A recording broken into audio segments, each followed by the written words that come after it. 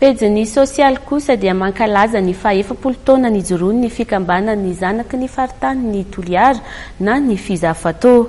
Isy ny hetsika hanamarian'izy ireo izany fankalazana ny faha-efapolo taonan'izany rahampitso izay tanterahana etsy amin'ny ANS Ampefloha. Nanambara moa ny Floa fa mijoro amin'ny asa sosialy ny fikambanana Fizafatao.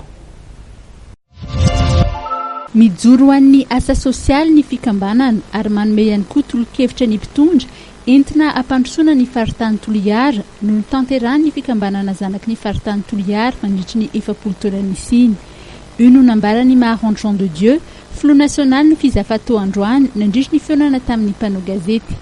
Zava-kendreny aloha zany dia fanabeazana ny olona hahay ifandray, ifanampy araky ny tendarantsika hoe trano antsipisavaratra zay tsy mahalena ialofana ka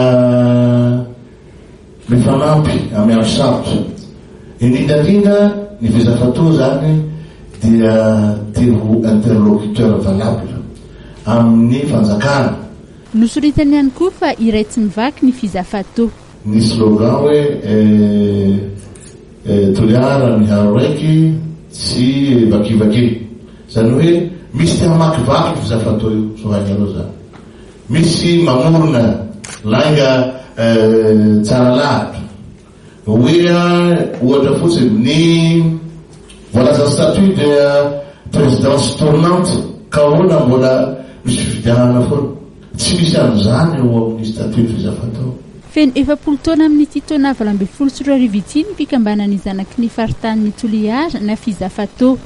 Tafiditra amin'izany fankalazana izany dia isy rahapisy ny lanonana izay totosaina eny amin'ny ANS Ampefloha iarahan'ny mpikambana ao anatin'ny Fizafatao.